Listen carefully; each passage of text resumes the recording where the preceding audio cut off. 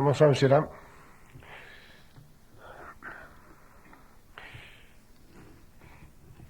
Il y a quelqu'un qui m'a demandé la raison pour le développement d'une psychologie supramentale. Pourquoi? Puis, j'ai répondu que aujourd'hui, à la fin du 20e siècle, l'homme vit dans des conditions psychologiques extrêmement émouvantes à cause du flux de la vie, puis des compressions à tous les niveaux. Pour un ego qui n'a pas d'identité, c'est très difficile, surtout quand l'homme est dépourvu, soit d'emploi ou dépourvu au niveau des relations humaines, ainsi de suite. L'homme a besoin réellement de pouvoir comprendre sa condition. Puis la psychologie évolutionnaire lui permet de créer ce que j'appelle un modèle de conscience. Quand je dis un modèle de conscience, on peut avoir par exemple un modèle pour la compréhension des systèmes physiques, et on peut aussi développer un modèle pour la compréhension des systèmes psychiques. Ce modèle-là est extrêmement important parce qu'il permettra à l'homme finalement de comprendre parfaitement la relation entre les événements qu'il vit et le choc que ces événements-là créent dans sa vie lorsqu'ils sont négatifs. Ce ne sont pas les événements positifs qui nous dérangent. Ce sont les événements qui sont d'ordre négatif, les événements qui affectent nos vies. Donc l'homme a besoin d'un modèle, un modèle mental. Et ce modèle mental-là, il est basé sur certains principes, dont un est la communication instantanée avec le plan mental. La communication instantanée avec le plan mental, c'est beaucoup plus que ce qu'elle se semble. Dans ce sens que cette communication-là invite l'homme à retracer les pas de sa conscience psychologique. Et quand je dis retracer les pas de sa conscience psychologique, je veux dire en arriver à prendre le contrôle sur le processus mental, sur le processus de ses pensées. Mais prendre le contrôle à partir d'une démarche intérieure fondée sur une télépathie et non pas sur des habitudes ou sur des mécanismes astraux, c'est-à-dire des mécanismes qui font partie de la conscience évolutive. Ce modèle d'évolution-là permettra à l'homme de s'engager psychiquement dans un processus confrontationnel avec ce qu'il considère la source de sa conscience. Pendant l'évolution, à cause de notre spiritualité, à cause des systèmes philosophiques, des systèmes religieux, ainsi de suite, et aussi à cause de la paternité qu'on octroyait à n'importe quelle source de conscience, paternité divine. L'homme a toujours eu un Dieu. Et pendant l'évolution, cette paternité-là que l'homme avait lui servait de protection psychologique contre les événements de la vie. Par contre, ne lui permettait pas de confronter sa réalité intérieure. Et l'homme n'a jamais confronté, d'ailleurs, les origines de sa conscience. C'est pour ça que la spiritualité, pendant l'évolution, est extrêmement puissante et elle a servi à l'évolution psychologique des races, au développement psychologique des nations et aussi au développement spirituel de l'homme. Mais elle n'a pas permis, cette spiritualité-là, que l'homme en arrive à être intelligent. Autrement dit, que l'homme en arrive à réellement comprendre sa relation avec la source, donc avec son plan mental. Pourquoi? Parce que l'homme n'était pas confrontationnel. L'homme était pieux, l'homme était religieux, l'homme était assujetti à. cette paternité spirituelle-là, comme l'homme a été toujours assujetti à la spiritualité émanant des sphères religieuses temporelles.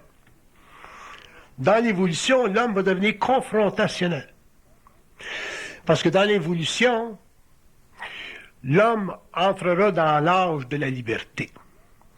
Et quand un être devient libre, que ce soit libre sur le plan matériel ou que ce soit libre sur le plan psychique, il devient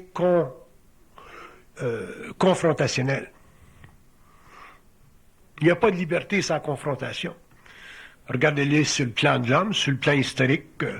Regardez-les en termes des guerres, en termes des libérations, en termes des développements sociologiques. Il n'y a pas de liberté sans confrontation. Pourquoi? Parce que le pouvoir, quel que soit le pouvoir, tend à dominer l'homme, parce que le pouvoir n'est pas éclairé. Donc, l'homme de l'évolution sera obligé d'entrer dans une phase de confrontation avec les forces psychiques du plan mental. Et dans cette confrontation-là, l'homme en arrivera éventuellement à se créer un nouvel ego. Et la création d'un nouvel ego, c'est essentiellement la définition créative du lien entre l'homme et l'invisible, ou l'homme et les plans occultes. Si l'homme ne se crée pas un nouvel ego, son ego est prédéterminé et préconditionné par sa culture.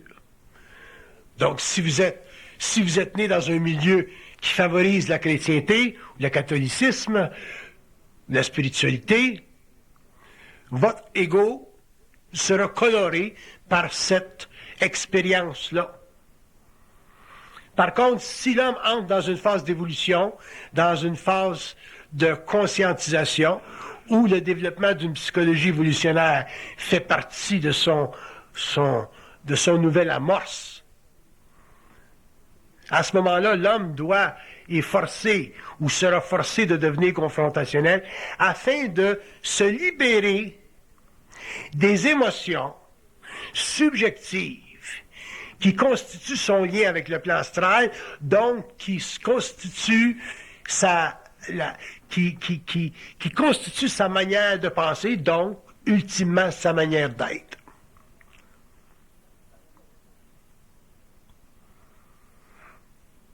Et quand je dis que l'homme doit devenir confrontationnel pour se créer un nouvel ego, je veux dire que l'homme ne peut pas se créer un nouvel ego simplement en s'alliant à des systèmes de pensée ou à des systèmes d'expérience qui font partie de l'évolution. Autrement dit, si vous faites du yoga, vous ne pouvez pas vous développer un nouvel ego. Si vous êtes spirituel, vous ne pouvez pas vous développer un nouvel ego. Si vous faites de la méditation, vous ne pouvez pas développer un nouvel ego. Si vous êtes intéressé aux sciences ésotériques ou occultes, vous ne pouvez pas vous développer un nouvel ego. Un nouvel ego, ça ne se développe pas par l'apprentissage psychologique. Un nouvel ego, ça se développe par la confrontation entre l'homme, le mortel, et les plans qui sont à l'origine de sa pensée. Cette confrontation-là permettra à l'homme de développer une nouvelle vibration. Et quand je dis une nouvelle vibration, je veux dire que l'homme en arrivera finalement à se posséder lui-même. Alors que pendant l'évolution, l'homme, conscient ou inconscient, était possédé par les forces astrales. Dans l'évolution, dans la période transitoire, dans le passage de l'involution à l'évolution, l'homme est devenu possédé par les forces mentales. Et dans l'intégration, dans le processus final de la réduction de sa conscience à un centre de puissance, l'homme en arrivera à se posséder lui-même. Mais pour se posséder soi-même, il faut que l'on confronte ce qui nous possède. Si l'homme n'arrive pas à confronter ce qui le possède, il ne peut pas se posséder lui-même parce qu'il est dépossédé de lui-même dans ce processus-là. Et cette condition-là, c'est la condition que l'on qualifie comme étant la nouvelle condition occulte de l'homme. Mais c'est pas suffisant que l'homme ait une conscience occulte. Parce que avoir une conscience occulte, c'est simplement le début d'une redéfinition de la conscience humaine par rapport à ce qu'on appelle les plans invisibles ou les plans parallèles. Et pour que l'homme puisse se situer parfaitement par rapport à lui-même, il faut éventuellement qu'il en arrive à confronter ce qui constitue pour lui et qui est mis en évidence lorsqu'il souffre. Parce que c'est dans la souffrance que vous allez vivre la confrontation, que l'homme vivra la confrontation. C'est pas dans le bonheur, c'est dans la souffrance. Alors, dans la souffrance, l'homme vivra la confrontation parce que il sera obligé de constater que ce qu'on appelle les forces occultes, ce n'est ni plus ni moins qu'une quantité d'énergie en lui qui n'est pas maîtrisée par son mental ou par lui-même.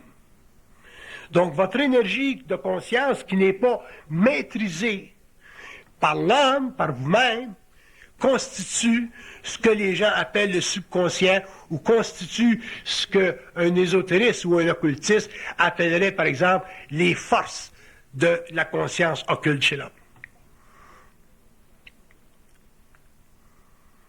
Pour que l'homme se repossède, il doit confronter ce qu'il a possédé, consciemment ou inconsciemment, et qui l'a dénaturé et qui l'a empêché de se développer une identité. Mais si vous pensez que les forces occultes chez l'homme vont vous donner la liberté, vont vous rendre libre parce que vous le demandez, vous vous mettez un doigt dans l'air. Aucune entité, que ce soit une entité matérielle, que ce soit une entité immatérielle ou psychique, qui est en contact vibratoire ou qui est en contact relationnel avec une autre entité, mais dans une situation de supériorité, ne donnera jamais ou ne permettra jamais que l'autre entité qui est assujettie prenne le pouvoir sur elle. Si vous êtes patron dans une industrie, que vous avez le pouvoir sur les individus, vous ne donnerez jamais aux individus le pouvoir tant que vous n'aurez pas été confronté par eux, par exemple à travers les unions. Alors, au niveau occulte, c'est la même chose. La seule différence, c'est que les entités, on ne les voit pas en général. La plupart des hommes ne les voient pas. Donc, le processus confrontationnel permettra à l'homme de développer un nouvel ego. Et ce nouvel ego-là sera fondé sur deux aspects. Un des aspects sera le rappel à l'ordre. Ce que j'appelle le rappel à l'ordre, c'est la capacité chez l'homme d'en arriver un jour à instruire occultement l'entité qu'il véhicule.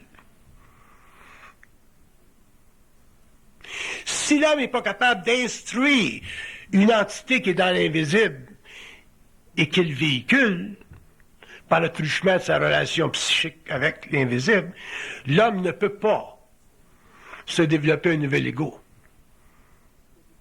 Parce que l'entité aura toujours sur lui une ascendance. Avez-vous déjà remarqué, en tout cas pour ceux qui ont une communication intérieure, avez-vous déjà remarqué que quand ça va bien, quand ça va bien, il n'y a pas de contact quasiment.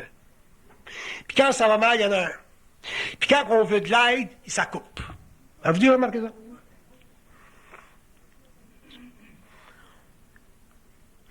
Alors, pour que l'homme se développe un nouvel ego, il doit confronter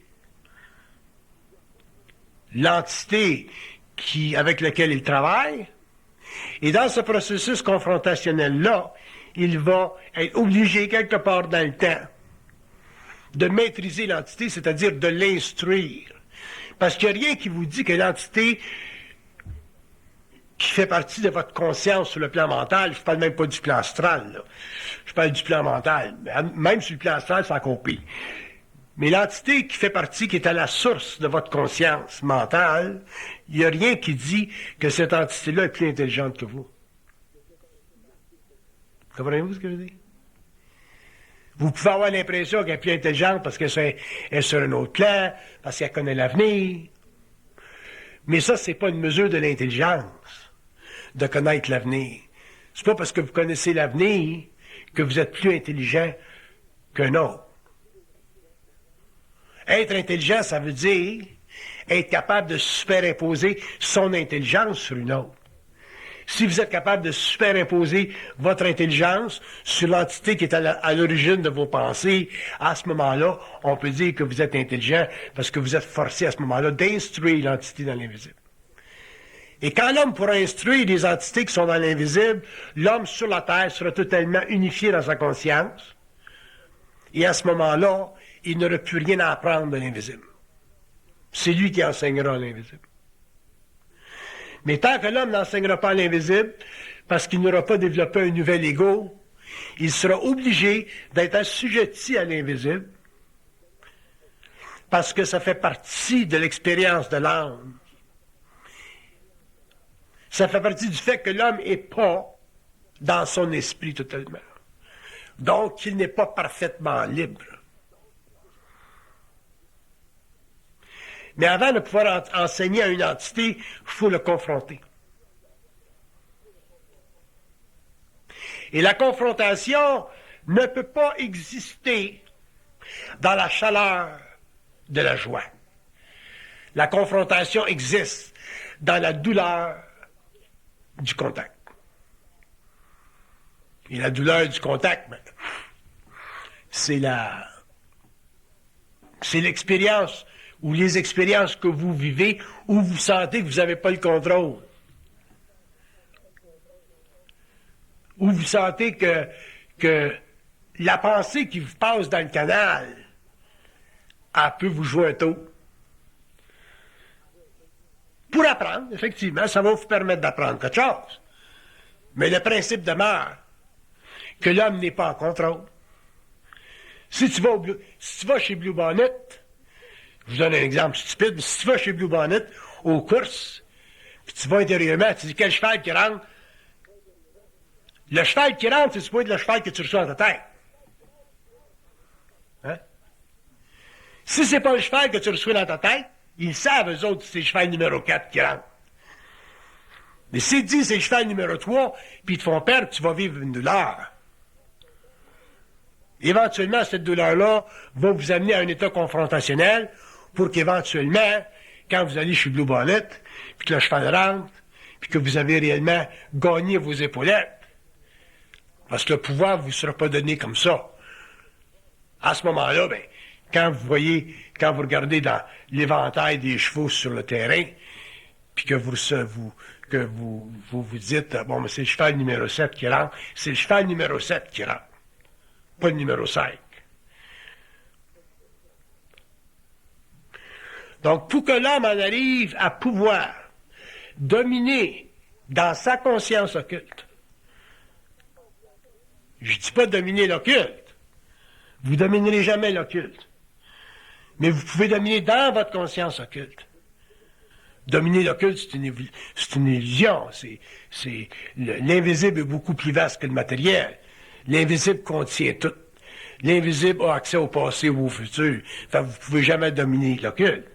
Mais vous pouvez dominer dans l'occulte, dans l'invisible. Et pour que l'homme domine dans l'invisible, il faut qu'il se soit amené, au cours de son évolution, à le confronter.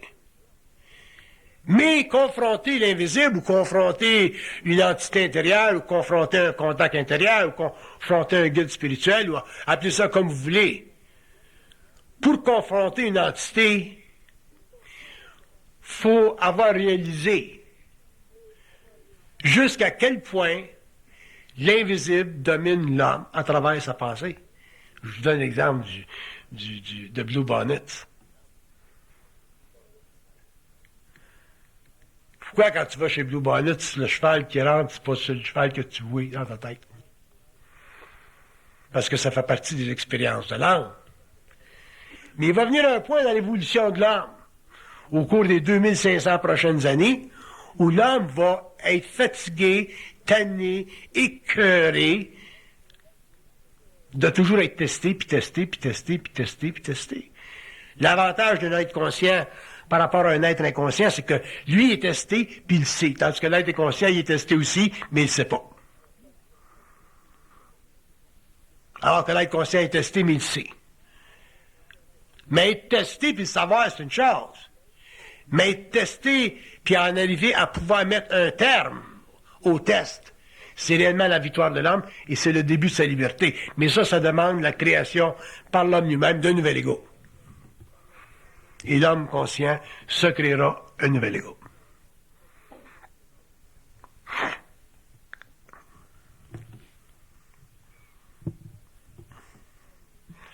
Donc, quand je dis que la création du nouvel ego, c'est fondé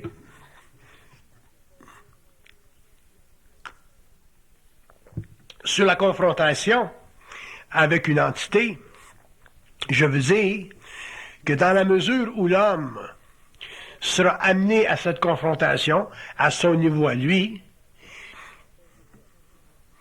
ce qui résultera de cette confrontation, c'est une haine absolue pour l'invisible. Mais cette haine pour l'invisible ou cette haine pour l'occulte, ou pour les forces qui sous-tendent sa conscience, ce ne sera pas une haine émotionnelle, comme on a vécu pendant l'évolution. Ça sera simplement un rapport de force extrêmement développé qui permettra à l'homme, pour la première fois depuis son incarnation dans le plan matériel, à ne plus avoir aucune attente à partir des plans. Donc, quand un homme n'a plus d'attente à partir des plans, le canal se refermera dans sa conscience. Donc, pour les hommes de la Terre qui sont en évolution de conscience, quand le canal est ouvert, les hommes sont en évolution de conscience, les hommes sont en progression de conscience, il se crée ce qu'on appelle l'éveil de l'ego. Mais un jour, l'homme lui-même devra refermer le canal. Mais cette fois-ci, il refermera le canal volontairement parce qu'il n'aura plus besoin d'être guidé à partir des plans. Quand l'homme n'aura plus besoin d'être guidé à partir des plans, l'homme se guidera lui-même, il aura la vibration qui lui permettra de concrétiser sur le plan matériel son alliance avec l'invisible, mais par le truchement du silence occulte complet. Autrement dit, pendant l'évolution, l'homme était seul. Vous étiez seul quand vous étiez inconscient. Vous ne saviez pas d'où venaient vos pensées. Vous pensiez que vous pensiez. Quand vous devenez conscient, vous prenez conscience d'un rapport avec un autre plan. C'est intéressant. Le travail commence.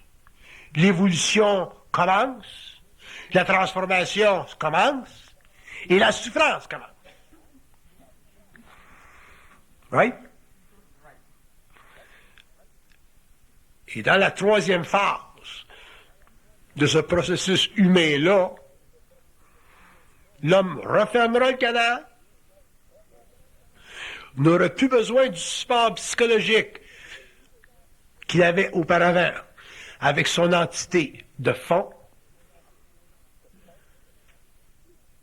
parce qu'il aura tellement confronté l'entité que tout ce qui restera de son contact télépathique avec elle sera la haine des plans.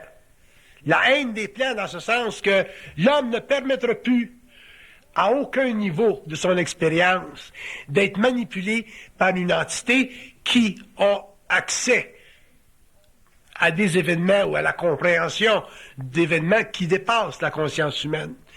L'homme deviendra alors à ce moment-là libre. Il n'aura plus d'émotion dans le mental. Et lorsqu'il déterminera ou définira sa relation avec les plans, donc essaiera de construire une cosmogénie, ou que l'homme essaiera de comprendre les événements sur la Terre, l'homme aura finalement la capacité de le faire en toute quiétude d'esprit, parce qu'il n'aura plus à réfléchir son esprit. Tant que l'homme aura à réfléchir son esprit, il sera obligé de réfléchir sur son esprit. Et réfléchir sur son esprit, ça veut dire expérimenter un rapport avec un autre plan. Donc à ce moment-là, l'homme aura un silence mental total, intégral, et il invitera de temps en temps son esprit à communiquer avec lui, mais toujours dans des conditions qui lui feront préférence. Autrement dit, parle-moi pas, tu me parleras quand je te le dirai. Alors que maintenant, c'est que ça me parle tout seul, que je veuille pas. Puis pendant l'involution, ça me parlait aussi, puis je ne savais pas que ça me parlait. Fait qu'il y a 3 phases. Quand on était inconscient, ça nous parlait, puis on ne savait pas. Quand on est devenu conscient, ça a commencé à nous parler, puis ça n'arrêtait plus. Puis quand l'homme intégrera toute cette énergie-là, il forcera la fermeture du canal. Ça ne parlera plus. Parce qu'il n'y aura plus en lui de naïveté. Ma définition de la naïveté, c'est pas la vôtre, c'est pas celle du dictionnaire Larousse. Ma définition de la naïveté, c'est l'inhabilité de l'âme de comprendre, de savoir que son lien avec l'invisible est toujours, sera toujours et a toujours été un lien expérientiel. Si l'homme avait eu pendant l'évolution des contacts avec l'invisible, il y en a eu des médiums pendant l'évolution, il y en a eu des grands êtres inspirés pendant l'évolution. Si l'homme avait eu des contacts réellement créatifs avec l'invisible, et quand je dis créatif, je veux dire fondé sur la loi de la liberté, que lui seul peut définir. Aujourd'hui, on serait très avancé, l'humanité. Les Égyptiens communiquaient avec les plans, tous les vieux peuples, les Grecs, on a toutes sortes de légendes. Les Indiens, c'est pas nouveau la communication avec les plans.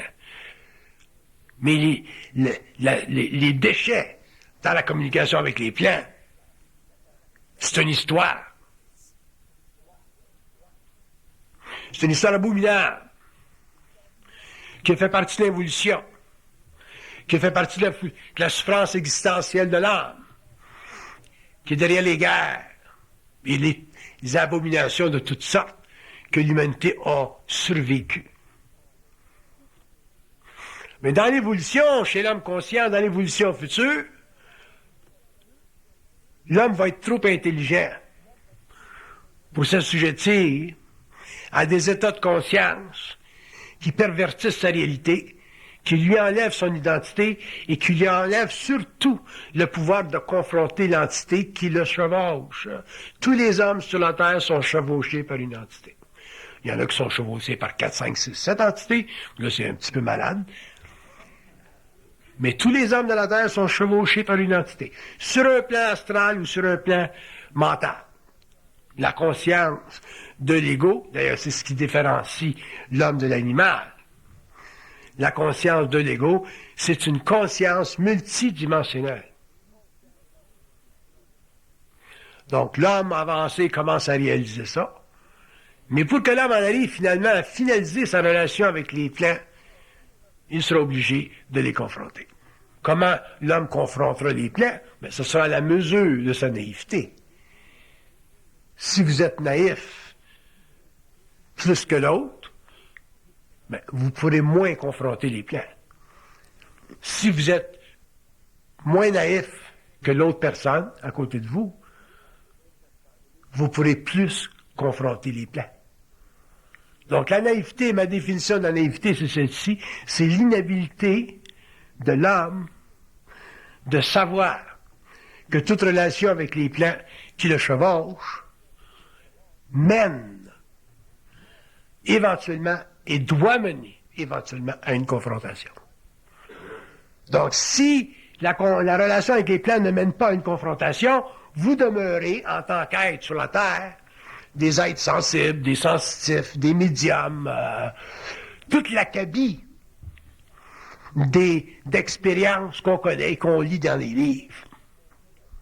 Et pour un être conscient, c'est pas suffisant d'être médium, d'être psychique, d'être télépathe, d'être...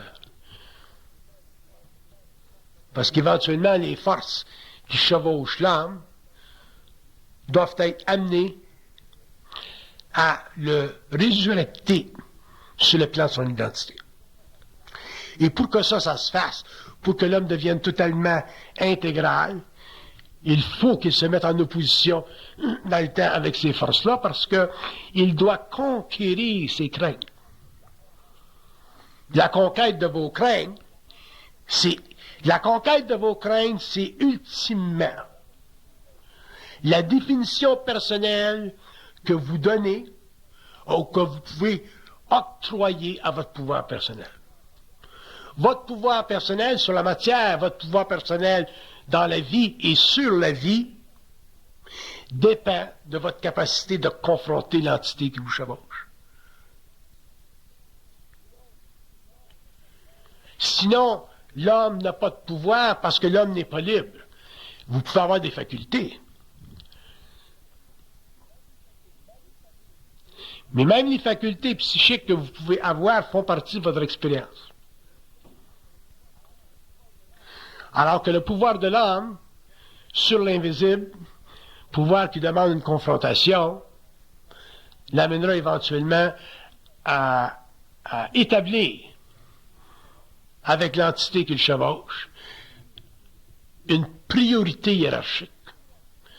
Priorité hiérarchique, ça veut dire moi je viens avant toi. Moi, je suis plus important que toi. Ma vie est plus importante que toi.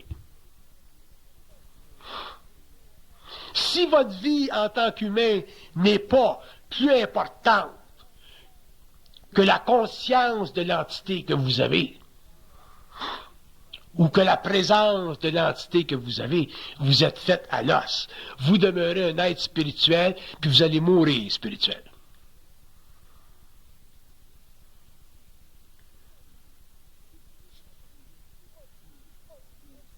Mais si votre vie est plus importante que la présence de l'entité, à ce moment-là, vous êtes déjà arrivé à un état de confrontation et il vous reste simplement à amender votre relation avec elle. L'amender, ça veut dire la changer. Et la changer, ça ne se fait que radicalement. Et pour ça, il faut que vous ayez une haine totale pour l'entité qui chevauche. Et c'est la raison pour laquelle, pendant l'évolution, malgré les contacts télépsychiques que l'homme avait avec les plants, malgré le fait que l'homme était médiumnique, malgré le fait que l'homme parlait aux muses, dans le fond, il parlait aux murs.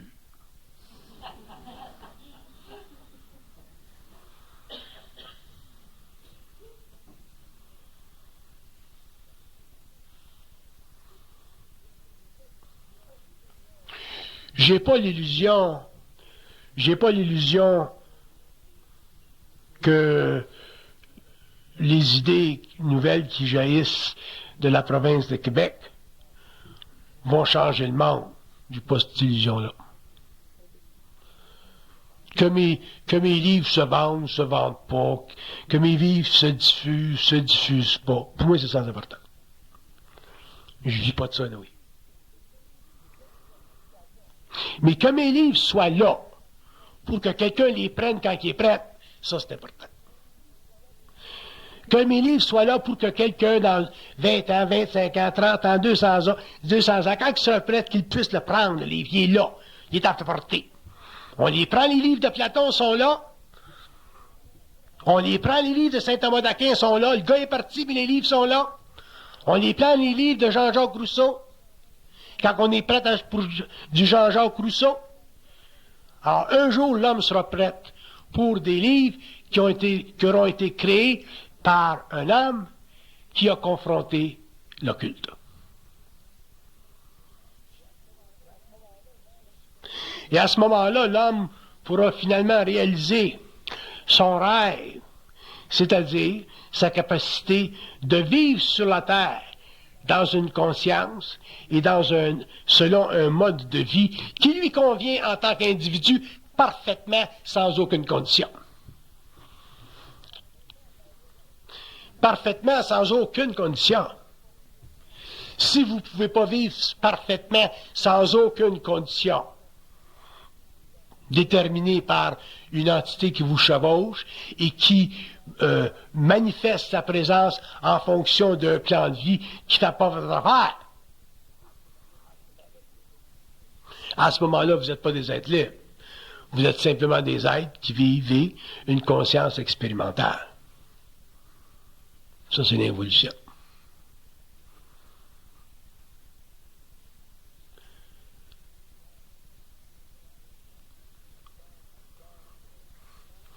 Donc, quand je parle de modèle de conscience, je veux dire une façon, pour nous, les hommes, de comprendre notre vie et les événements de notre vie dans la mesure où on est arrivé à pouvoir contester l'imposition qui fait partie de notre existence. Mettre un frein à cette imposition-là. Confronter l'entité. Refermer le canal.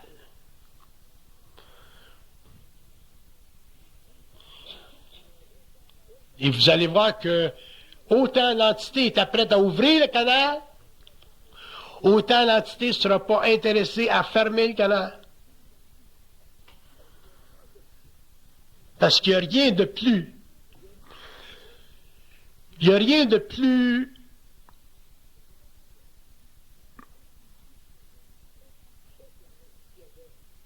oppositionnel qu'une entité.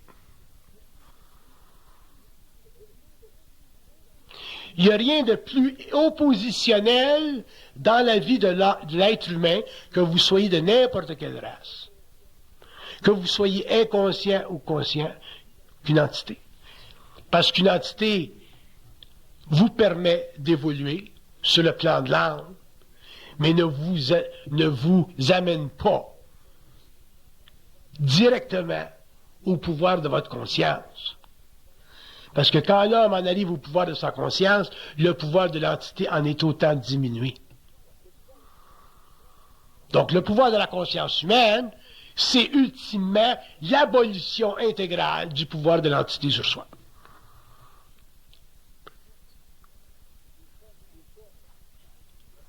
Et ça demandera ultimement que l'homme soit capable de fermer le canal.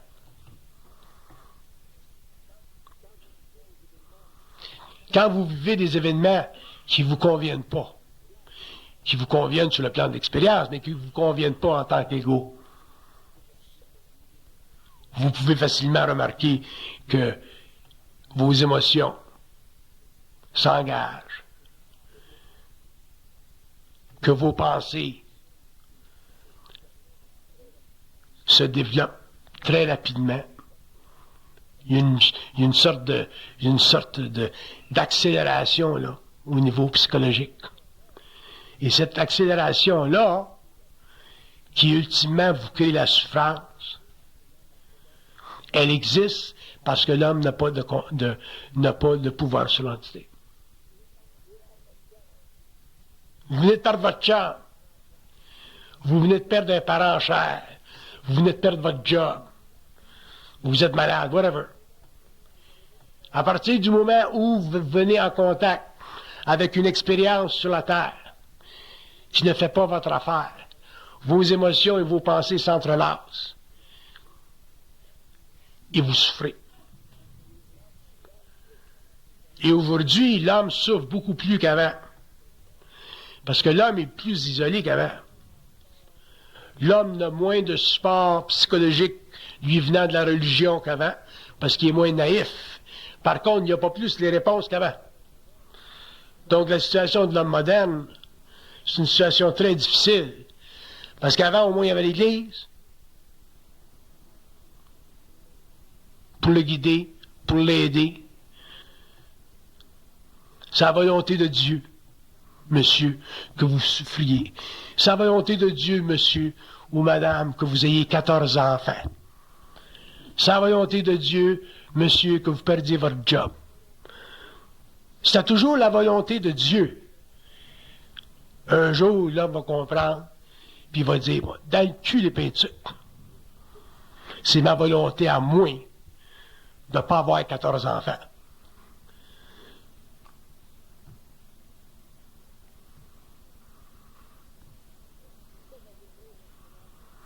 Mais ça viendra lorsque l'homme aura finalement commencé à réaliser, ça c'est dans l'expérience, dans la douleur, à réaliser que le contact avec l'invisible est bon simplement dans ce sens qu'il permet à l'homme d'éveiller sa conscience, mais il est à long terme nuisible. Parce qu'il ne redonne pas à l'homme sa liberté. Il faut que l'homme l'arrache.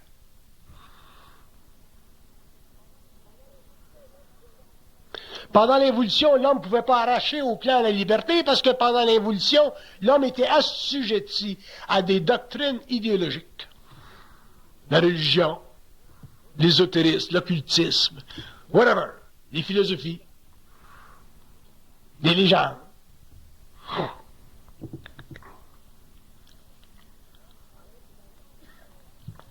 Alors que dans l'évolution, l'homme confrontera l'entité qui le chevauche à un point tel que les idéologies n'auront plus de place dans sa conscience. Donc à partir du moment où l'homme ne peut plus se faire dire comment est constitué l'univers invisible, à partir du moment où l'homme ne peut plus se faire dire comment il doit vivre sa vie, à partir du moment où l'homme ne peut pas se faire dire que sa relation occulte avec l'invisible, c'est une relation souhaitable.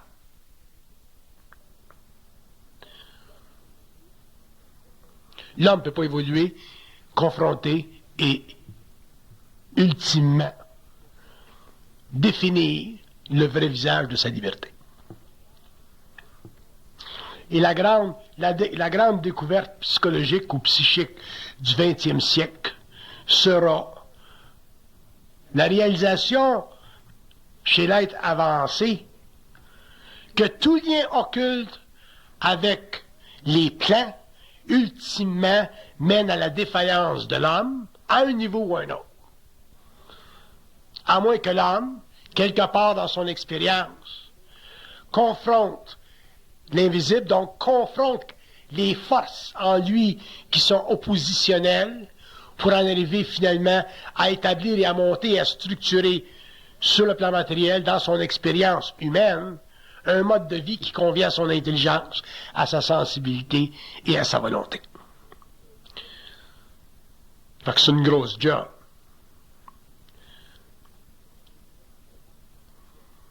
C'est pour ça, quand on parle d'évolution de la conscience supramentale sur la Terre, on parle d'évolution, de développement à long terme, en ce qui concerne l'humanité, et même à long terme, en ce qui concerne l'individu.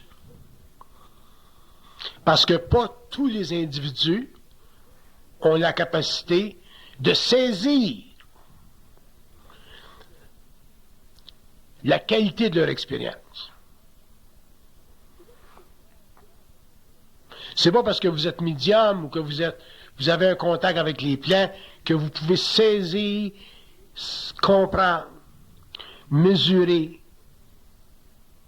la qualité de votre expérience. Si vous pouviez le faire, vous altéreriez énormément de choses dans votre vie.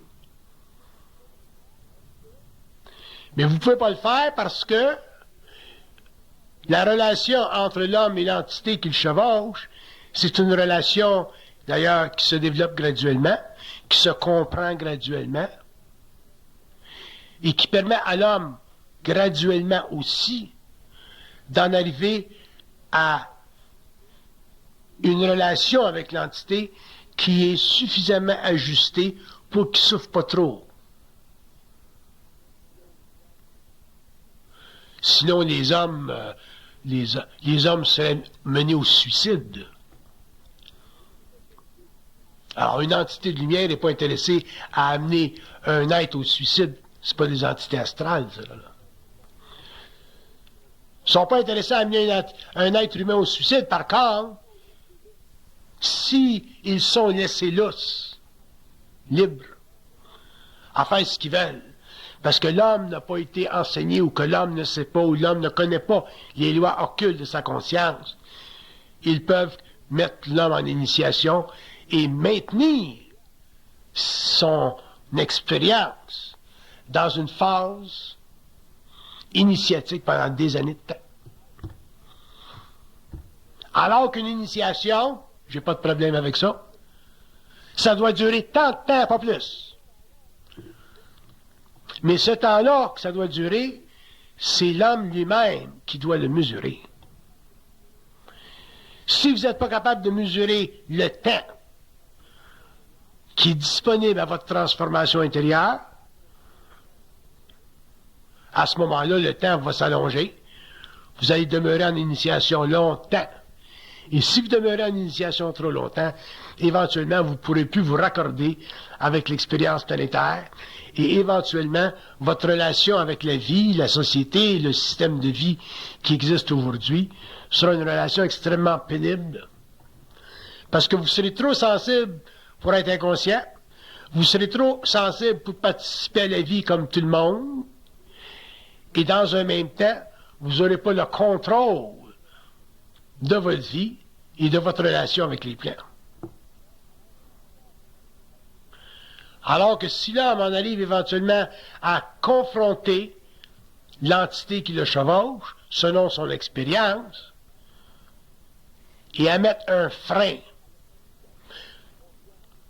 à la manipulation de sa conscience à travers la pensée, l'homme en arrivera finalement à avoir une vie agréable. Quand je dis avoir une vie agréable, je dis avoir une vie sous son contrôle. Une vie à la mesure de sa noblesse. Une vie à la mesure de son intelligence, de sa compréhension, au lieu d'une vie mécanique, là, réellement compressée, manipulée. Une vie numérotée, comme on connaît de plus en plus dans nos sociétés modernes industrielles.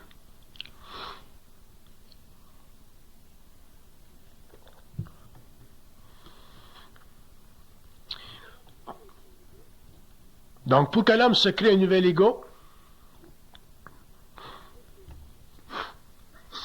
il faut qu'il s'institue individuellement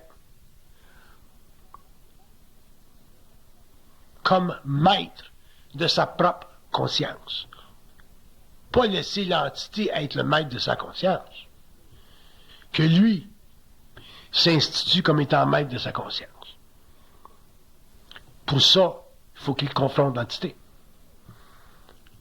Parce que la confrontation vous permet en tant qu'égo, ou en tant que mortel, d'établir la limite de l'invasion de votre psyché par l'entité. Une limite. C'est assez. Donc, si vous établissez une limite dans votre relation avec l'entité, il y aura une limite dans la manipulation de vos pensées, il y aura une limite dans la dynamique psychique de votre ego, autrement dit, dans votre processus mental. Il y aura une limite dans la relation entre vos émotions et le chaos que vos émotions peuvent créer dans votre esprit. Quels que soient les événements, la mort, n'importe quoi. Tant que vous ne pourrez pas établir la limite de l'influence d'une entité dans votre mental, vous ne pourrez pas avoir la certitude que sur le plan matériel, vous êtes maître de votre destinée. C'est dans ce sens-là qu'un nouveau modèle mental doit être créé pour l'homme, un nouveau modèle d'évolution de conscience, un nouveau modèle de conscience mentale, basé sur la création d'un nouvel ego. Le développement d'un nouvel ego. Tout ceci étant en relation avec la confrontation de l'homme et de l'entité. Si l'homme avait confronté l'entité au cours de l'évolution, durant la période de l'évolution égyptienne, orientale, en Chine, en Europe, l'homme aujourd'hui serait extrêmement avancé sur le plan psychologique, sur le plan scientifique, sur le plan mental. L'homme ne se retrouverait pas dans une situation où la science le dépasse. Parce que quand un homme vit sur une planète expérimentale où la science le dépasse, quand je dis que la science le dépasse, je dis que l'homme n'a pas suffisamment d'identité pour pouvoir supporter la compression que la nouvelle science, la nouvelle technologie lui crée. À ce moment-là, il devient de plus en plus un numéro. Il devient de plus en plus un être assujetti, sans identité. Et le processus d'aliénation devient inévitable. Et l'aliénation de l'homme, au 21e siècle, sera beaucoup plus vaste que l'aliénation de l'homme pendant l'évolution du 20e siècle et l'aliénation de l'homme au 19e siècle. Elle sera beaucoup plus vaste. Parce que les compressions créeront chez l'ego des conditions qui feront en sorte que l'ego ne sera pas capable de comprendre sa vie. Vous marchez sur la rue Sainte-Catherine à 2 heures du matin, là. C'est plein de monde qui se parle de ça. Les street people, le phénomène des street people dans le monde, c'est un phénomène qui ne s'éteint pas, ça. C'est un phénomène qui grandit, c'est un phénomène qui se développe, qui se répand. C'est un fléau. Pourquoi? Parce qu'il y a trop de compression. Le canal est ouvert avec l'astral. Je suis déjà allé chez Don's un soir, j'étais assis, puis à côté de moi, il y avait un type qui se parlait tout seul. Puis j'ai dit, bonjour, j'ai dit, comment se caler votre catin? Ah, il disait, très bien. Je savais qu'il parlait à sa catin, parce que moi, j'ai ma catin. Mais c'est pas le même catin. Lui, il avait une catin qui le rendait pas mal, qui le débousselait pas mal. Mais il n'a pas réalisé ce qui se passait. Il dit, ah, va très bien, ma catin. J'ai dit, elle s'ennuie-tu des fois? J'ai dit, vous ennuyez-vous des fois de votre catin? Il dit, dans ce temps-là, j'y parle. Ça, j'ai continué à manger mon smoke meat parce que je ne voulais pas m'éterniser dans une conversation qui mène nulle part. Mais c'est intéressant de voir et de réaliser que de plus en plus d'êtres dans le monde subissent la compression, cherchent des réponses, ne sont pas capables de les trouver, parce que les religions, les philosophies, les systèmes qui ont été utiles pendant l'évolution sont plus suffisamment remarquables pour l'homme conscient.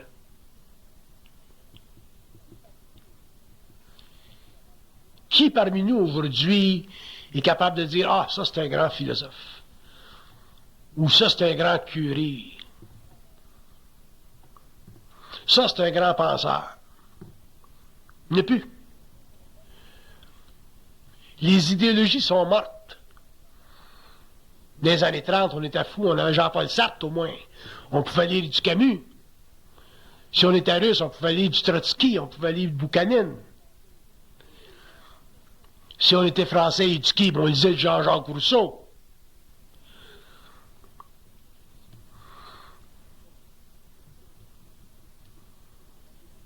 Si on était un petit peu plus sophistiqué, on allait jusqu'à Dante. Si on était intellectuel, on allait jusqu'à Platon. Et on discutait de ça, de ces idées constamment, entre nous autres, dans les écoles d'un corridor, enfumés. Mais aujourd'hui, il n'y en a plus de ça. Les idéologies sont mortes. L'international est fini.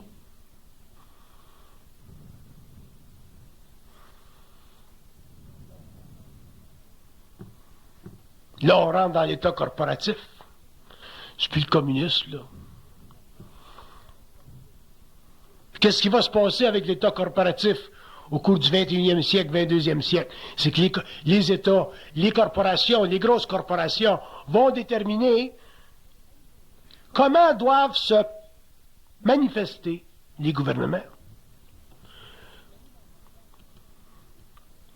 Vous prenez Microsoft aujourd'hui aux États-Unis, là, qui a une capitalisation absolument extraordinaire.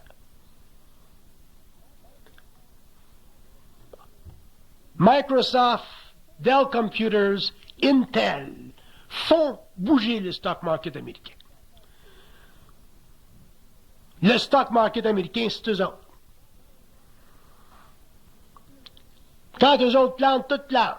Checker Intel, quand il n'y a pas des bons earnings, ça plante. Dans la même journée, le stock market tombe. IBM, c'est la même chose. Dell, c'est la même chose. Au 21e siècle, il va y en avoir de plus en plus de ces corporations-là.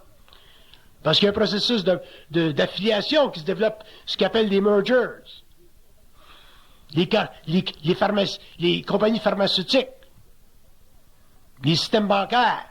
Il y a trop d'argent. L'argent se cherche. Se cherche des alliances.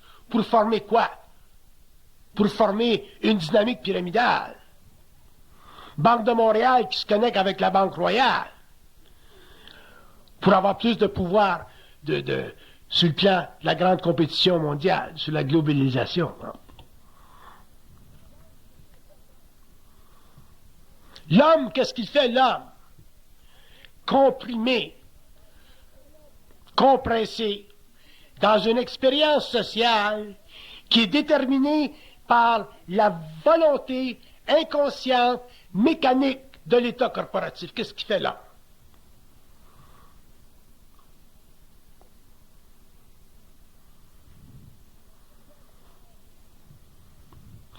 Si l'homme ne sait pas comment il fonctionne, s'il ne connaît pas, s'il n'a pas ses propres réponses à la vie, l'homme va devenir une sorte de demeuré psychologiquement compétent, mais psychiquement effrayé.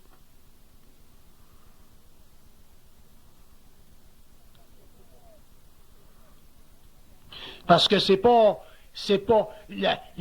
le degré de compétence que vous avez sur la job en tant que manager, en tant que patron ou en tant qu'employé, c'est pas la mesure de votre réalité. Ça, c'est simplement de l'expertise basée sur l'expérience accumulée au cours des années. Mais quand vous arrivez chez vous le soir, en tant que manager, puis vous avez une crise avec votre femme, qui menace de vous crisser là, si vous vous enlignez pas, selon ce qu'a prescrit, vous allez vivre en tant qu'homme une grosse réjection. Vous allez voir que le lendemain, ça job, ça va aller mal. Pourquoi? Parce que vous ne comprendrez pas votre expérience. C'est la même chose pour la femme. Fait que le développement d'un modèle psychologique basé sur une conscience intégrée, c'est réellement pour l'homme une sécurité à long terme, autant sur le plan psychologique individuel que sur le plan social en développement.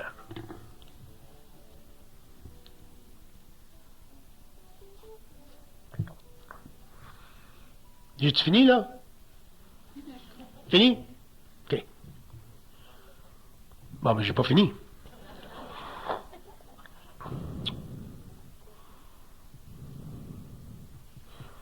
J'ai fini.